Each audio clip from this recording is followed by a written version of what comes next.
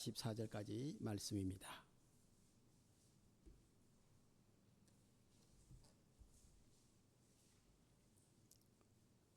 사도행전 10장 34절부터 44절까지 말씀을 제가 봉독하겠습니다. 베드로가 입을 열어 말하였다. 나는 참으로 하나님께서는 사람을 외모로 취하지 아니하시는 분이시고 하나님을 두려워하며 의를 행하는 사람은 그가 어느 민족에 속하여 있든지 다 받아주신다는 것을 깨달았습니다. 하나님께서는 이스라엘 자손에게 말씀을 보내셨는데 곧 예수 그리스도를 통하여 평화를 전하셨습니다. 예수 그리스도는 만민의 주님이십니다. 여러분이 아시는 대로 이 일은 요한의 세례사역이 끝난 뒤에 갈릴리에서 시작하여서 온 유대 지방에서 이루어졌습니다. 하나님께서 나사렛 예수에게 성령과 능력을 부어 주셨습니다. 이 예수는 두루 다니시면서 선한 일을 행하시고 마귀에게 억눌린 사람들을 모두 고쳐 주셨습니다. 그것은 하나님께서 그와 함께 하셨기 때문입니다. 우리는 예수께서 유대 지방과 예루살렘에서 행하신 모든 일의 증인입니다. 사람들이 그를 나무에 달아 죽였지만 하나님께서 그를 사흘날에 살리시고 나타나 보이게 해 주셨습니다. 그를 모든 사람에게 나타나게 하신 것이 아니라 하나님께서 미리 택하여 주신 증인인 우리에게 나타나게 하셨습니다. 그가 죽은 사람들 가운데서 살아나신 뒤에 우리는 그와 함께 먹기도 하고 마시기도 하였습니다. 이 예수께서 우리에게 명하시기를 하나님께서 자기를 살아있는 사람들과 죽은 사람들의 심판자로 정하신 것을 사람들에게 선포하고 증언하라고 하셨습니다.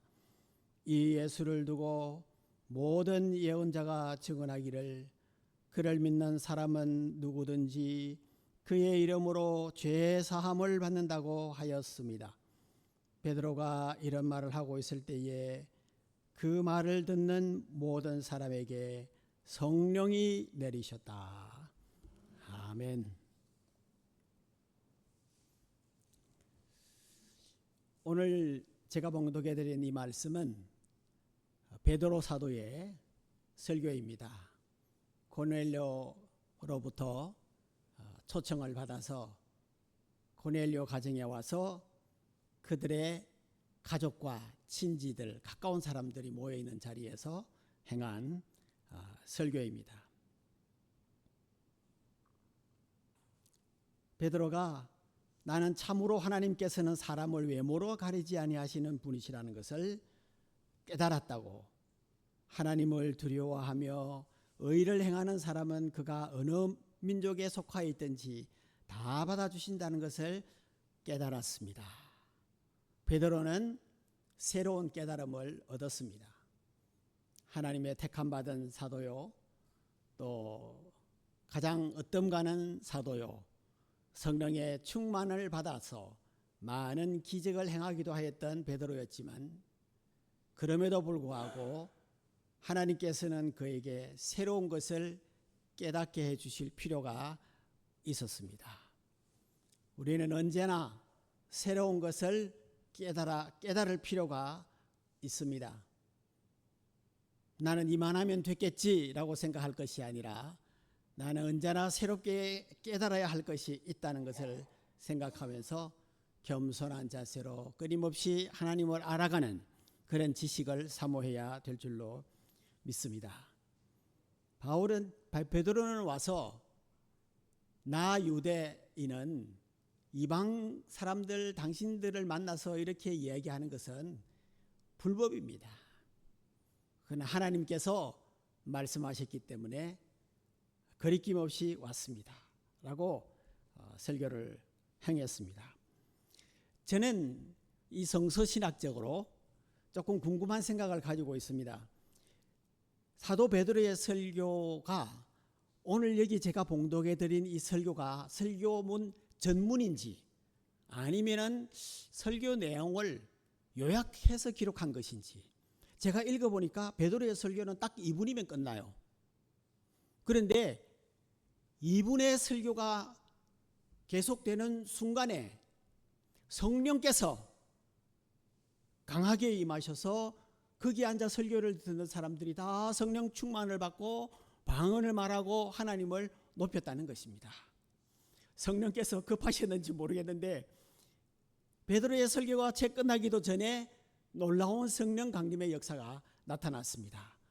그래서 베드로는 설교를 중단하고 그들에게 세례를 베풀었습니다.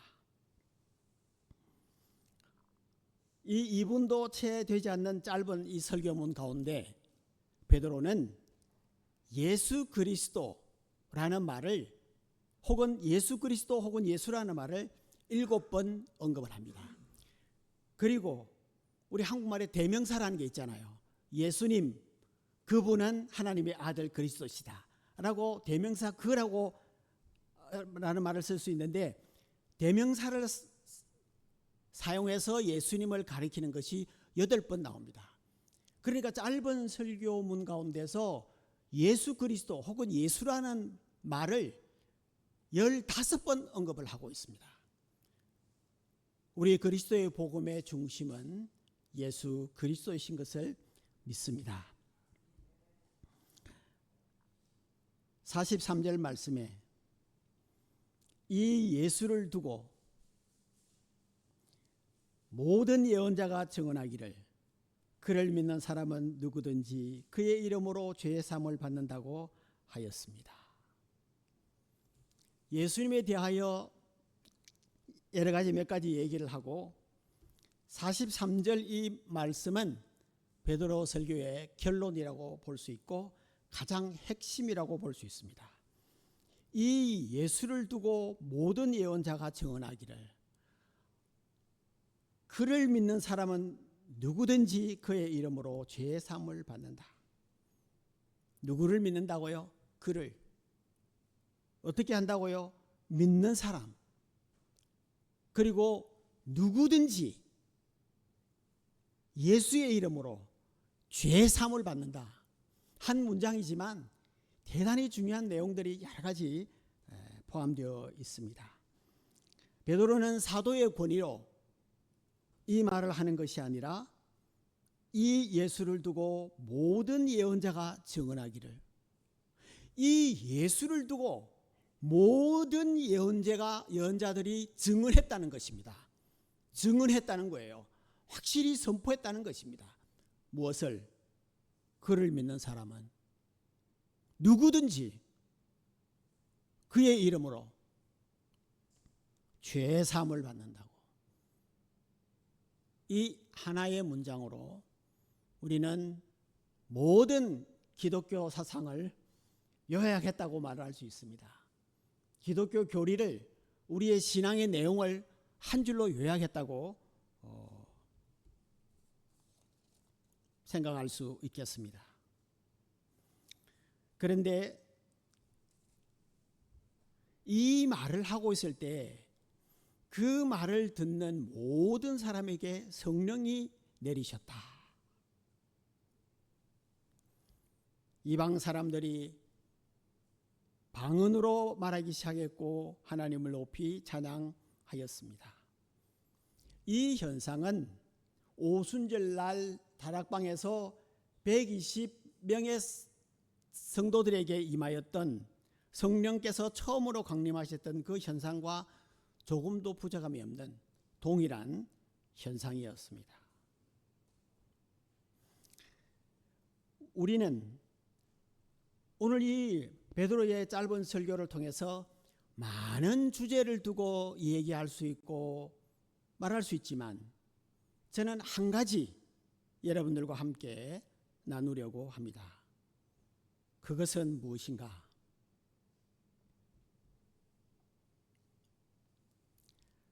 하나님의 현존의 방식. 말하자면 하나님께서는 어떤 방식으로 임재하시는가? 성령께서는 우리에게 직접 역사하시고 직접 말씀하시는데 어떤 방법으로 어떤 과정을 통해서 일하시는 것인가 하는 것을 말씀드리는 것입니다.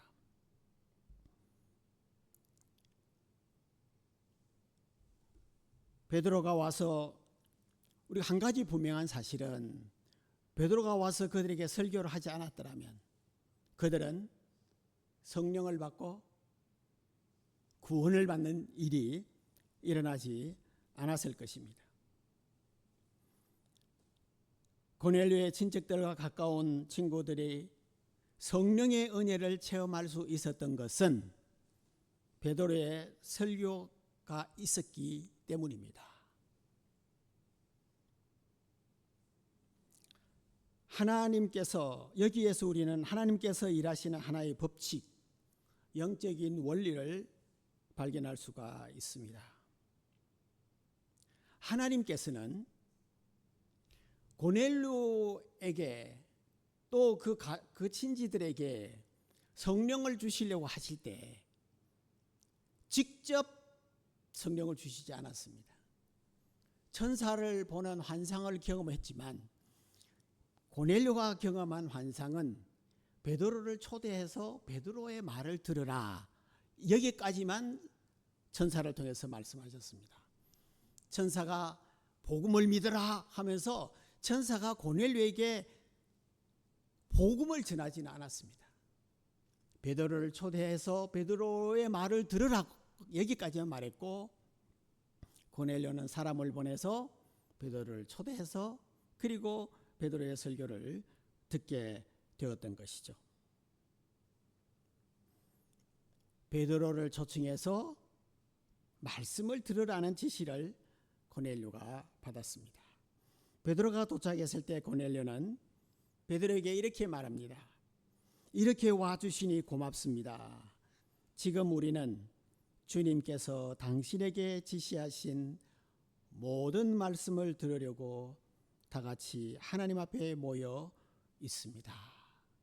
이 고넬료의 말은 대단히 신앙적이고 아주 아름다운 말이 아닐 수가 없습니다. 와주셔서 고맙습니다. 지금 우리는 우리는 당신의 말을 들으려고 하는 것이 아니라 주님께서 당신에게 지시한 모든 말씀을 빠짐없이 모든 말씀을 들으려고 다 같이 우리는 당신 앞에 있습니다 라고 하지 않고 하나님 앞에 모여 있습니다. 여러분, 이 모여 있다는 것은 대단히 중요한 것입니다. 우리가 흩어져서 각자 신앙생활하다가 주일날 이렇게 모여서 예배드리는 이 행위가 성령께서 우리에게 직접 일하실 수 있는 기회를 우리가 맞이한다고 하는 것입니다. 성령께서 우리와 관계를 맺을 때 반드시 매개자를 동반하신다는 것입니다.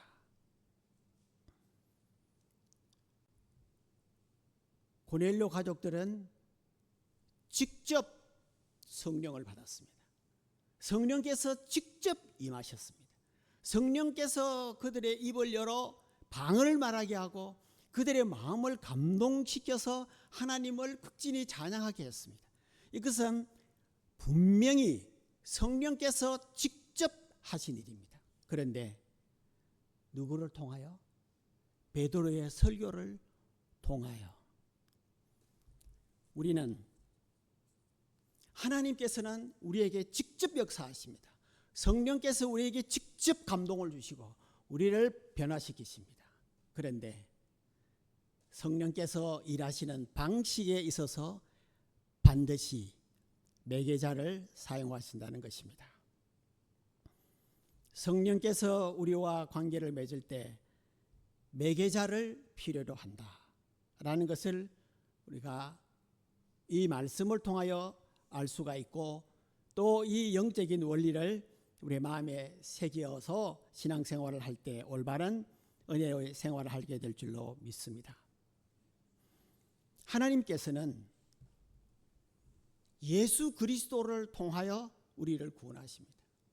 하나님께서 직접 우리를 구원하시는 것이 아니라 예수 그리스도를 통하여, 그리고 하나님께서는 교회의 사역자를 통해서 일하십니다. 하나님께서는 교회라고 하는 공동체를 통하여 일하십니다. 하나님께서는 우리에게 성령의 은사를 주셔서 우리가 그 은사를 따라 섬기게 하십니다. 하나님의 성령께서 역사하심에 있어서 우리는 항상 두 가지를 생각해야 한다. 첫째는 성령님의 직접성과 매개성을 동시에 생각해야 한다라는 것입니다. 이렇게 직접성과 매개성을 함께 생각할 때 우리는 성령의 역사에 대한 올바른 지식을 가질 수가 있다라는 것입니다. 물론 성령께서 역사하실 때 반드시 매개자를 통해서만 일하시는 것은 아닙니다. 하나님은 자유로운 분이시기 때문에 하나님께서 직접 모세에게 나타나서 말씀하시기도 하고, 얼마든지 그런 일이 있을 수 있지만, 그러나 구약시대 때와 신약성서가 기록되기 전 시대, 하나님께서 우리에게 신약성경이라고 하는 이 정경을 우리에게 완성시켜서 주시기 전에 하나님께서 당신의 백성들과 하셨던 역사와 이미 성경의 말씀이 완벽하게 완성된 이후에 하나님께서 일하시는 방식은 조금은 다르다고 볼 수가 있습니다. 아무튼 우리가 아주 특별한 경우가 아닐 다음에는 언제나 성령의 역사는 성령의 역사를, 성령의 뜻을 따라서 매개자를 사용하신다. 만약에 우리가 매개자를 도외시하고 개인이 직접 하나님과 교류한다고 생각하면 여기에서 우리가 좀 문제가 생길 수가 있고 아주 심각한 문제가 생길 수가 있는 것입니다.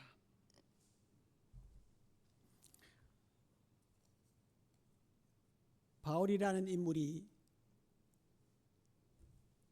믿는 자들을 핍박하기 위해서 다메섹으로 올라간 사건을 우리가 잘 알고 있습니다. 다메섹에 거의 도달했을 때 예수님께서 사울에게 나타나셨습니다. 빛이 비칠 때 그 자리에서 쓰러졌다고 했습니다. 그리고 눈이 어두워졌습니다. 예수님께서 사울에게 이렇게 말합니다. 일어나서 성 안으로 들어가거라. 내가 해야 할 일을 일러줄 사람이 있을 것이다. 다메섹으로 들어가라. 성 안으로 들어가라. 네가 해야 할 일을 일러줄 사람이 있을 것이다.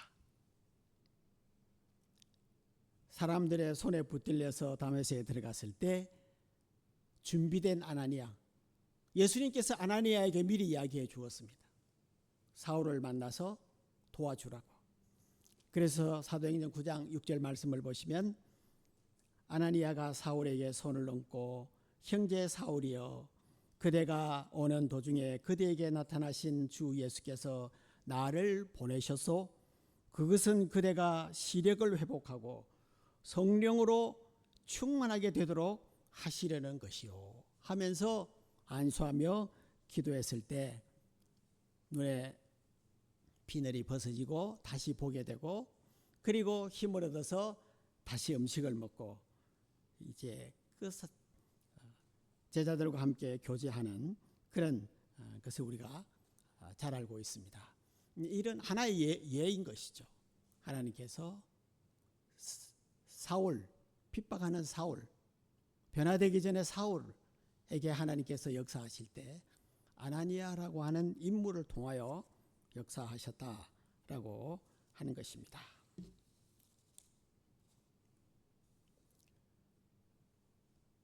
만약에 우리가 어떤 특별한 은혜를 체험했고 어떤 기적 같은 것을 경험했다고 할 때 그 모든 체험이 성령의 체험이라고 간주할 수는 없습니다. 왜냐하면 얼마든지 적그리스도와 거짓 선지자들에게 악령이 임해서 기적도 일으키고 별의별 일을 일으킨 그런 사례가 얼마든지 이전에도 있었고 지금도 있을 수 있기 때문입니다. 그러므로 우리의 경험이라고 하는 것은 언제나 표준은 성경이다, 예수 그리스도가 표준이 되신다 하는 것을 알아야 할 것입니다. 반드시 구체적 매개자를 동반한 하나님의 직접적 활동을 우리가 염두에 두어야 하는 것입니다. 성령의 직접적 현존과 구체적 매개는 언제나 함께한다. 우리가 가지고 있는 신구약 성경은 사람이 썼지만, 사람의 기록이지만 성령의 감동을 받은 자들이 기록한 책인 것을 우리가 잘 알고 있습니다. 그래서 디모데후서 3장 16절에 모든 성경은 하나님의 감동으로 되었다, 예외 없이 모든 성경은 하나님의 감동으로 기록이 되었다고 그랬습니다. 그러므로 이제 우리가 성경을 펴서 성경을 읽습니다.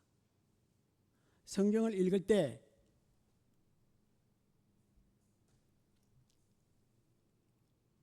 이해가 잘 되지가 않습니다. 왜 그런가? 성령의 감동으로 기록된 성경은 성경을 읽을 때 성령의 조명 아래서만 이 말씀을 깨달을 수 있기 때문에 그렇습니다. 그래서 성경 공부를 많이 하고 성경을 많이 알고 있음에도 불구하고 믿음에 전혀 도움이 안 되는 경우도 있을 수 있습니다. 여러분, 모든 종교는, 기독교가 특별히 그렇습니다. 두 가지 요소가 있다는 것을 제가 말씀드린 적이 있었을 것입니다. 첫째는 체험이요, 둘째는 표현입니다. 체험이 먼저 옵니다. 모세는 먼저 하나님을 먼저 체험하고 그리고 모세오경이 나오는 것입니다. 사도들의 복음서도 예수님을 만나는 경험이 먼저 있었고 그리고 복음서가 나왔습니다. 그래서 체험이 먼저 있고 그 다음에 나는 이렇게 체험했다라고 하는 기록을 남기거나 표현을 하게 됩니다. 그런데 우리는 하나님을 체험하기 전에 성경을 먼저 읽습니다. 하나님을 체험한 사람이 성경을 기록했는데 우리는 하나님을 체험하기 전에 성경을 먼저 읽습니다. 그렇기 때문에 우리는 성경을 이해할 수가 없고 믿을 수가 없는 것입니다. 불신자들이 복음서에 예수님께서 별의별 기적을 다 행했는데 그분들이 믿어지지가 않아요. 우리가 믿기 전에 이거 다 아주 허무맹랑한 얘기예요. 그래서 우리는 거꾸로 올라가는 것입니다. 성경의 저자들은 먼저 경험하고 기록을 했습니다. 우리는 기록을 먼저 읽는데 하나님께 기도함을 통해서 성령의 감동을 받고 성경에 대한 깨달음이 뒤에 따라오는 것입니다. 그렇기 때문에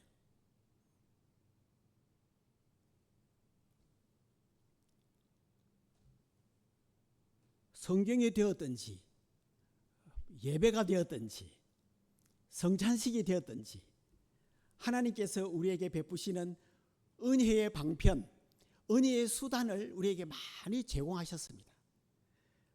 은혜의 수단들을 우리에게 많이 제공했지만 성령께서 우리와 함께 하시지 아니하시면 그 은혜의 수단을 통하여 아무런 감동을 받지 못한다는 거예요.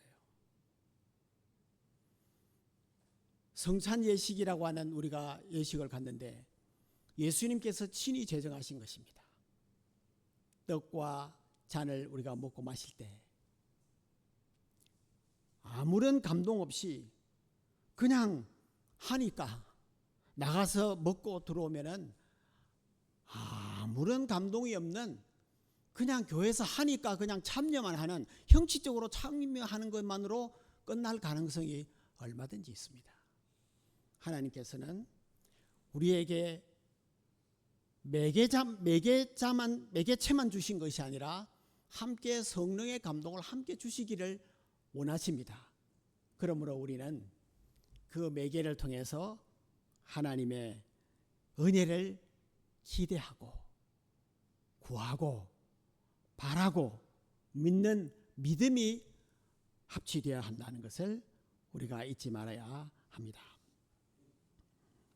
성령의 역사가 매개체인 성도들을 통해서 하나님의 성령의 역사가 온다는 것을 우리가 잊지 말아야 합니다. 성령의 역사가 하나님 안에서 사람과 사람의 관계를 통하여 온다는 사실입니다.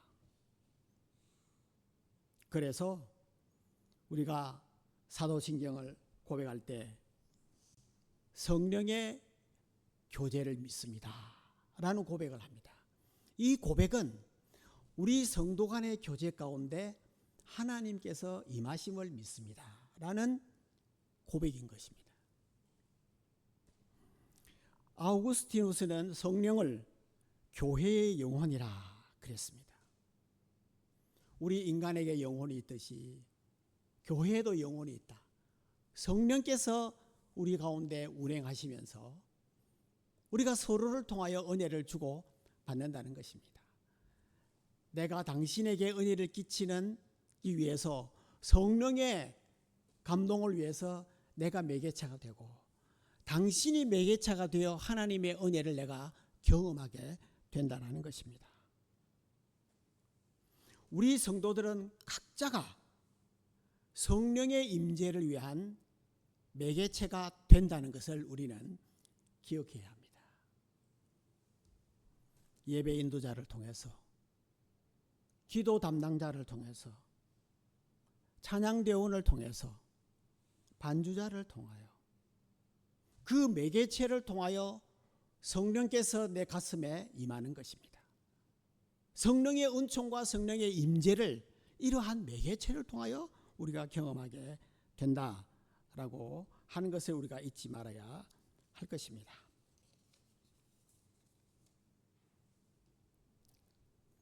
우리가 기억해야 할 것은 성령의 역사의 매개성에 관하여 이야기할 때 나는 성령의 은혜를 경험하는 사람이 되기도 하고, 나를 통하여 상대방이, 다른 성도들이 은혜를 받는 매개체가 되기도 한다 하는 것을 우리가 꼭 잊지 말아야 할 것입니다. 그래서 우리 성도의 교제라고 하는 것이 성령의 임재 가운데 우리가 아주 뜻있는 그런 역사가 나타나는 것입니다. 우리가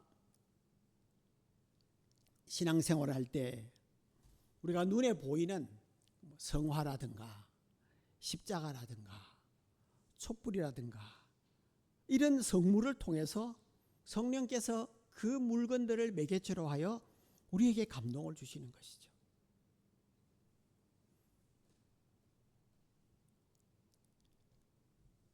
우리가 교회 안에서 성령께서 나에게 임재하실 때 나에게 직접 주시는데 하나님은 매개체를 사용하기를 기뻐하신다. 그러므로 우리가 하나님을 만남을 위해서 예배에 참여하는 것이고, 또 찬송을 부르는 것이고, 설교를 듣는 것이고, 성찬식에 참여하는 것이고, 또 식당에 내려가서 함께 식사를 하는 것이고, 하나님께서는 이 모든 것을 사용하셔서 성령께서 우리 가슴에 임재하시고 은혜를 베푸시는 그 일을 하신다는 것을 우리가 꼭 기억해야 되겠습니다. 교회 안에서도 나는 성령의 직접적 임재를 위한 매개체가 될 수 있다. 내 가정에서도 나라고 하는 인물이 성령께서 역사하시는 매개체가 될 수 있다. 내가 직장에 있을 때도, 내가 길을 갈 때도, 버스를 타고 전철을 타고서도 전혀 낯선 사람에게도 얼마든지 그에게, 제3자에게 성령께서 임하시는 매개체가 나는 될 수 있다는 것을 잊지 말아야 합니다. 온 세상을 하나님께서 창조하셨습니다. 우리는 풀한 포기를 통해서도 하나님을 느끼고, 야생화 포기를 통해서도 하나님의 임재를 느낄 수 있고, 푸른 하늘을 통해서, 별을 통하여 모든 것이 매개체가 되어서 우리에게 감동을 줄 수 있고 하나님을 체험할 수 있다라는 사실을 우리 기억해야 할 것입니다.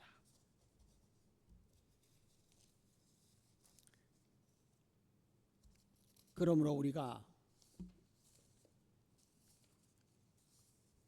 깨어있다라고 하는 것, 나도 너도 성령의 역사하심을 위한 매개체가 언제라도 될 수 있고 또 되어야 한다. 그래서 예수님은 우리를 향해서 세상의 소금이요 빛이라고 했던 것입니다. 우리의 눈이 열리기 시작하면 세상이 달라 보일 것입니다. 모든 것을 통하여 하나님의 영광을 볼 수 있기 때문입니다.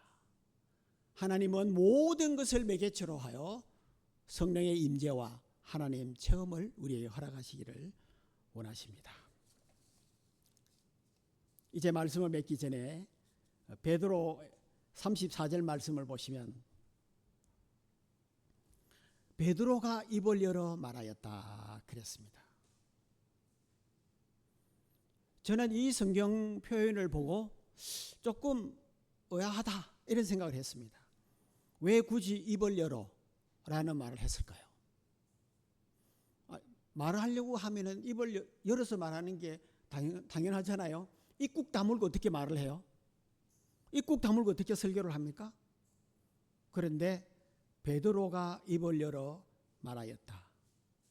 왜 입을 열으라는 표현을 굳이 했을까? 성경에 찾아보니까 입을 열어라고 하는 표현이 많이 나오지 않지만 제법 몇 번 나옵니다. 예수님께서 여러분 산상 설교를 하실 때 마태복음 5장에 예수께서 입을 열어라는 표현이 있습니다. 빌립 집사가 복음을 전할 때 입을 열어 예수님을 전했다라는 표현이 나옵니다. 욥이 입을 열어라는 말이 나옵니다. 많이 나오진 않지만 입을 열어라는 말이 나오는 것을 볼 수가 있습니다. 입을 열기 전에는 침묵입니다. 입을 열어서 말을 하기 시작하는 것입니다. 그렇다면 여러분, 침묵과 언어 사이 어떤 관계가 있을까요? 침묵과 언어 사이. 성경에는 입을 열어라고 하는 표현 그 다음에는 반드시 아주 의미심장한 복음 전파의 사실이 나오고 있습니다. 말하자면 우리 인간이 입 다물고 있다가 침묵을 지키다가 입을 열어 말을 하기 시작한다면 반드시 은혜로운 말을 해야 할 줄로 믿습니다. 입을 열어 내키는 대로 입을 열어 화를 내뿜는다든지 불평을 내뿜는다든지 입을 열어 듣는 자에게 감동을 주는 것이 아니라 시험 들게 하고 불쾌하게 만들고 아주 부정적인 말을 해서는 안 될 것이다. 입을 열어 우리는 누구에게 무슨 말을 하는 그리스도인인가? 이 점도 깊이 생각해야 될 줄로 믿습니다. 입을 열어 복음을 전한다면, 입을 열어 위로의 말을 전한다면, 입을 열어 격려의 말을 전한다면, 입을 열어 진실을 말한다면 하나님께서는 우리가 입을 열 때 성령께서 역사하시는 도구로, 매개체로 사용할 것입니다. 너도 나도, 당신도 나도, 하나님께서 원하시는 것은 성령께서 직접 일하시고 싶으신 매개자로 사용하기를 원하신다는 사실을 우리가 꼭 기억해야 할 것입니다. 기도하겠습니다. 하나님 아버지, 감사드립니다.